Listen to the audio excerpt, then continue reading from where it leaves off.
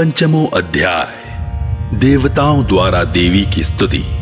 चंडमुंड के मुख से अंबिका के रूप की प्रशंसा सुनकर शुंभ का उनके पास दूत भेजना और दूत का निराश लौटना। ओम। इस उत्तर चरित्र के रुद्र ऋषि हैं, महासरस्वती देवता हैं, अनुष्टुप छंद है, भीमा शक्ति है, भ्रामरी बीज है, सूर्य तत्व है और सामवेद स्वरूप है। महासरस्वती की प्रसन्नता के लिए उत्तर चरित्र के पाठ में इसका विनियोग किया जाता है। ओम। घंटा शूल हलानि शंख मुसले चक्रम धनुः सायकम् हस्ताब्जैर्दधतिं घनान्त विलसच्चितां शुतुल्यप्रभां गौरी देह समुद्भवां त्रिजगतामाधारभूतां महा पूर्वामत्र सरस्वतीमनुभजे शुंभादिदैत्यार्दिनी। जो अपने कर कमलों में घंटा, शूल, हल, शंख, मूसल, चक्र, धनुष और बाण धारण करती हैं। शरद ऋतु के शोभा संपन्न चंद्रमा के समान जिनकी मनोहर कांति है, जो तीनों लोकों की आधारभूता और शुंभ आदि दैत्यों का नाश करने वाली है, तथा गौरी के शरीर से जिनका प्राकट्य हुआ है, उन महासरस्वती देवी का मैं निरंतर भजन करता हूं। ऋषि कहते हैं, पूर्व काल में शुंभ और निशुंभ नामक असुरों ने अपने बल के घमंड में आकर शचीपति इंद्र के हाथ से तीनों लोकों का राज्य और यज्ञ भाग छीन लिए। वे ही दोनों सूर्य, चंद्रमा, कुबेर, यम और वरुण के अधिकार का भी उपयोग करने लगे। वायु और अग्नि का कार्य भी वे ही करने लगे। उन दोनों ने सब देवताओं को अपमानित, राज्य भ्रष्ट, पराजित तथा अधिकारहीन करके स्वर्ग से निकाल दिया। उन दोनों महान असुरों से तिरस्कृत देवताओं ने अपराजिता देवी का स्मरण किया और सोचा, जगदम्बा ने हम लोगों को वर दिया था कि आपत्ति काल में स्मरण करने पर मैं तुम्हारी सब आपत्तियों का तत्काल नाश कर दूंगी। यह विचार कर देवता गिरिराज हिमालय पर गए और वहां भगवती विष्णु माया की स्तुति करने लगे। देवता बोले, देवी को नमस्कार है, महादेवी शिवा को सर्वदा नमस्कार है, प्रकृति एवं भद्रा को प्रणाम है। हम लोग नियम पूर्वक जगदम्बा को नमस्कार करते हैं। रौद्रा को नमस्कार है, नित्या, गौरी एवं धात्री को बारंबार नमस्कार है। ज्योत्स्नामयी, चंद्र रूपिणी एवं सुख स्वरूपा देवी को सतत प्रणाम है। शरणागतों का कल्याण करने वाली वृद्धि एवं सिद्धि रूपा देवी को हम बारंबार नमस्कार करते हैं। नैररीति अर्थात राक्षसों की लक्ष्मी, राजाओं की लक्ष्मी तथा शर्वाणी स्वरूपा आप जगदम्बा को बार बार नमस्कार करते हैं। दुर्गा, दुर्गपारा, सारा, सर्वकारिणी, ख्याति, कृष्णा और धूम्रा देवी को सर्वदा नमस्कार है। अत्यंत सौम्य तथा अत्यंत रौद्र रूपा देवी को हम नमस्कार करते हैं। उन्हें हमारा बारंबार प्रणाम है। जगत की आधारभूता कृति देवी को बारंबार नमस्कार है। जो देवी सब प्राणियों में विष्णु माया के नाम से कही जाती है, उनको नमस्कार, उनको नमस्कार, उनको बारंबार नमस्कार है। जो देवी सब प्राणियों में चेतना कहलाती हैं, उनको नमस्कार, उनको नमस्कार, उनको बारंबार नमस्कार है। जो देवी सब प्राणियों में बुद्धि रूप से स्थित है, उनको नमस्कार, उनको नमस्कार, उनको बारंबार नमस्कार है। जो देवी सब प्राणियों में निद्रा रूप से स्थित है, उनको नमस्कार, उनको नमस्कार, उनको बारंबार नमस्कार है। जो देवी सब प्राणियों में क्षुधा रूप से स्थित हैं, उनको नमस्कार, उनको नमस्कार, उनको बारंबार नमस्कार है।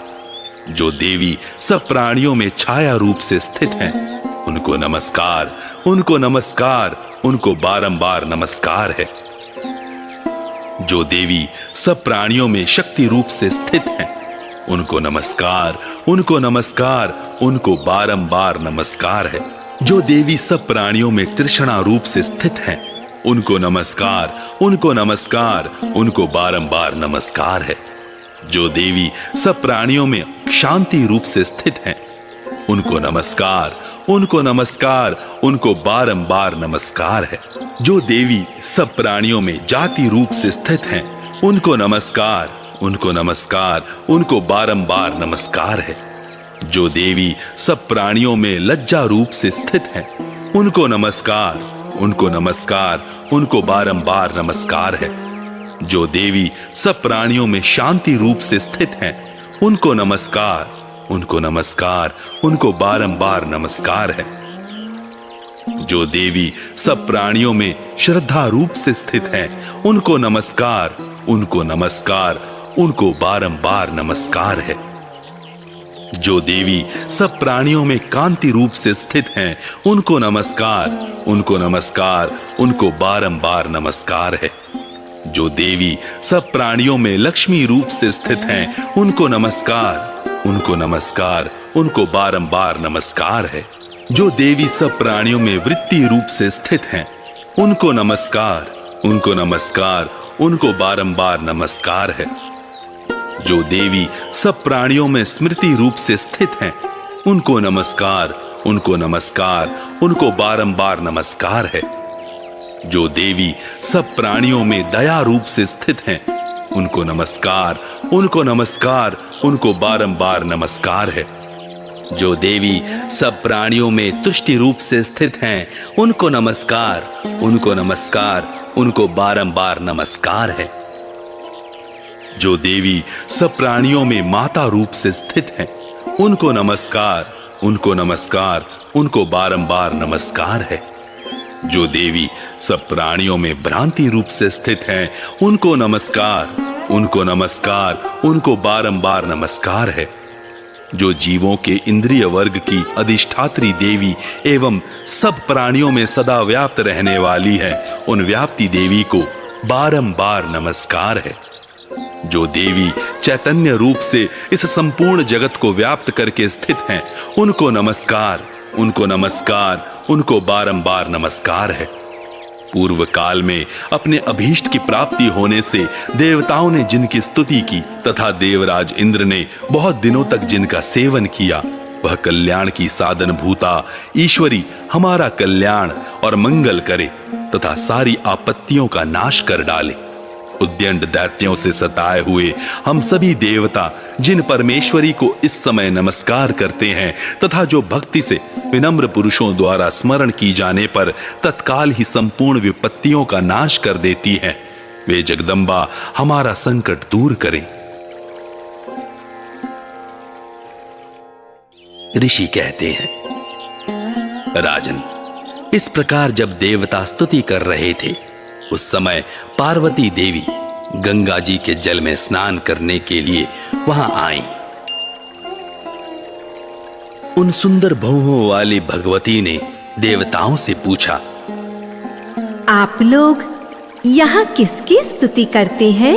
तब उन्हीं के शरीर कोश से प्रकट हुई शिवा देवी बोली, शुंभ दैत्य से तिरस्कृत और युद्ध में निशुंभ से पराजित हो यहाँ एकत्रित हुए ये समस्त देवता यह मेरी ही स्तुति कर रहे हैं। पार्वती जी के शरीर कोश से अंबिका का प्रादुर्भाव हुआ था, इसलिए वे समस्त लोकों में कौशिकी कही जाती हैं। कौशिकी के प्रकट होने के बाद पार्वती देवी का शरीर काले रंग का हो गया, अतः वे हिमालय पर रहने वाली कालिका देवी के नाम से विख्यात हुई। तदनंतर शुंभ निशुंभ के भृत्य चंडमुंड वहां आए और उन्होंने परम मनोहर रूप धारण करने वाली अंबिका देवी को देखा।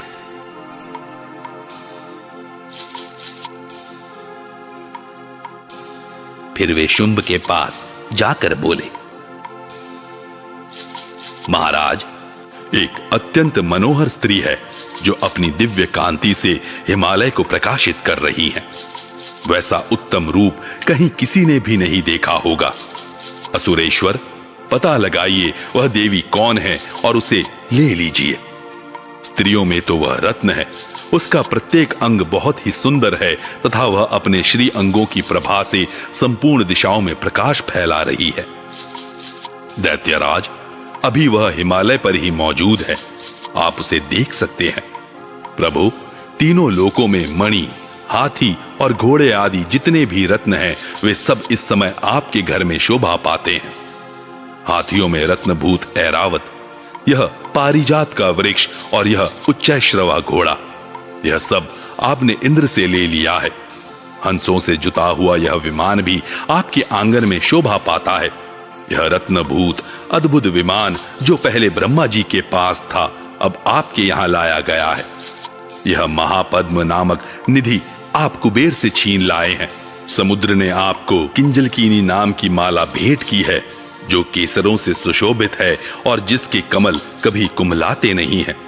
सुवर्ण की वर्षा करने वाला वरुण का छत्र भी आपके घर में शोभा पाता है तथा यह श्रेष्ठ रथ जो पहले प्रजापति के अधिकार में था, अब आपके पास मौजूद है। दैत्येश्वर, मृत्यु की उत्क्रांतिदा नाम वाली शक्ति भी आपने छीन ली है तथा वरुण का पाश और समुद्र में होने वाले सब प्रकार के रत्न आपके भाई निशुंभ के अधिकार में हैं। अग्नि ने भी स्वतः शुद्ध किए हुए 2 वस्त्र आपकी सेवा में अर्पित किए हैं। दैत्यराज, इस प्रकार सभी रत्न आपने एकत्र कर लिए हैं। फिर जो यह स्त्रियों में रत्न रूप कल्याणमयी देवी है, इसे आप क्यों नहीं अपने अधिकार में कर लेते? ऋषि कहते हैं, चंडमुंड का यह वचन सुनकर शुंभ ने महादैत्य सुग्रीव को दूत बनाकर देवी के पास भेजा और कहा, तुम मेरी आज्ञा से उसके सामने ये बातें कहना और ऐसा उपाय करना जिससे प्रसन्न होकर वह शीघ्र ही यहां आ जाए। वह दूत पर्वत के अत्यंत रमणीय प्रदेश में जहां देवी मौजूद थी गया और मधुर वाणी में कोमल वचन बोला। दूत बोला, देवी, दैत्यराज शुंभ इस समय तीनों लोकों के परमेश्वर हैं। मैं उन्हीं का भेजा हुआ दूत हूं और यहां तुम्हारे ही पास आया हूं। उनकी आज्ञा सदा सब देवता एक स्वर से मानते हैं, कोई उसका उल्लंघन नहीं कर सकता। वे संपूर्ण देवताओं को परास्त कर चुके हैं। उन्होंने तुम्हारे लिए जो संदेश दिया है उसे सुनो। संपूर्ण त्रिलोकी मेरे अधिकार में है, देवता भी मेरी आज्ञा के अधीन चलते हैं। संपूर्ण यज्ञों के भागों को मैं ही पृथक पृथक भोगता हूं। तीनों लोकों में जितने श्रेष्ठ रत्न हैं, वे सब मेरे अधिकार में हैं। देवराज इंद्र का वाहन ऐरावत जो हाथियों में रत्न के समान है, मैंने छीन लिया है। क्षीर सागर का मंथन करने से जो अश्वरत्न उच्चैश्रवा प्रकट हुआ था, उसे देवताओं ने मेरे पैरों पर पड़कर समर्पित किया है। सुंदरी, उनके सिवा और भी जितने रत्नभूत पदार्थ देवताओं, गंधर्वों और नागों के पास थे, वे सब मेरे ही पास आ गए हैं। देवी, हम लोग तुम्हें संसार की स्त्रियों में रत्न मानते हैं, अतः तुम हमारे पास आ जाओ, क्योंकि रत्नों का उपभोग करने वाले हम ही हैं। चंचल कटाक्षों वाली सुंदरी, तुम मेरी या मेरे भाई महापराक्रमी निशुंभ की सेवा में आ जाओ, क्योंकि तुम रत्न स्वरूपा हो। मेरा वर्ण करने से तुम्हें तुलना रहित महान ऐश्वर्य की प्राप्ति होगी। अपनी बुद्धि से यह विचार कर तुम मेरी पत्नी बन जाओ। ऋषि कहते हैं, दूत के यों कहने पर कल्याणमयी भगवती दुर्गा देवी जो इस जगत को धारण करती हैं, मन ही मन गंभीर भाव से मुस्कुराई और इस प्रकार बोली।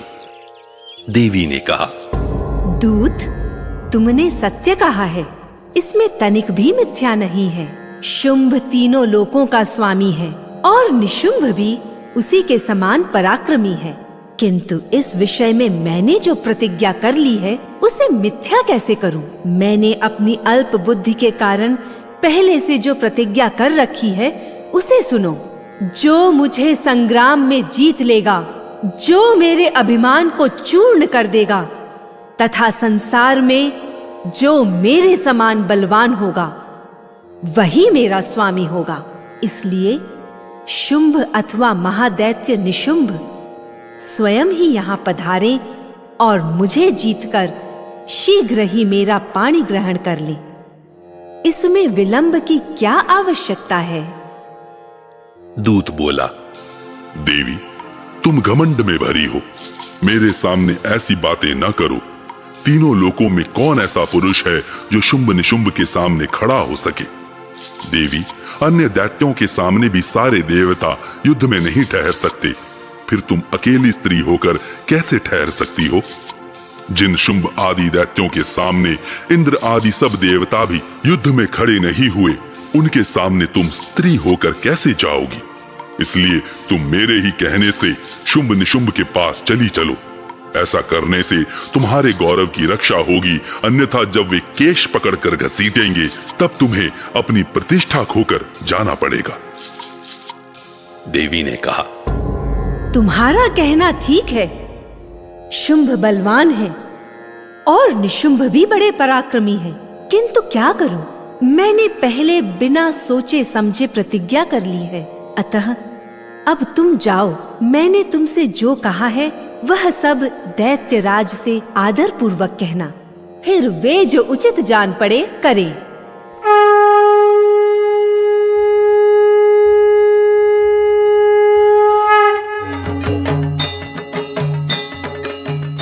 इस प्रकार श्री मार्कंडेय पुराण में सावर्णिक मनवंतर की कथा के अंतर्गत देवी महात्म्य में देवी दूत संवाद नामक 5वां अध्याय पूरा हुआ।